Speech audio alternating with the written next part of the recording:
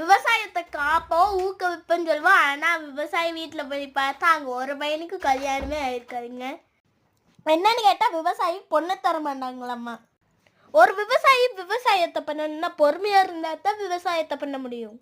அப்படிப்பட்ட விவசாயிக்கு பொண்ணு கொடுத்தா அவங்க எவ்வளோ நல்லா வச்சுப்பாங்க நீங்களே யோசிச்சு பாருங்க. ஒவ்வொரு விவசாயிக்கும் பொண்ணு தர முன் வந்தால் தான் அந்த விவசாயம் செழிக்குங்க.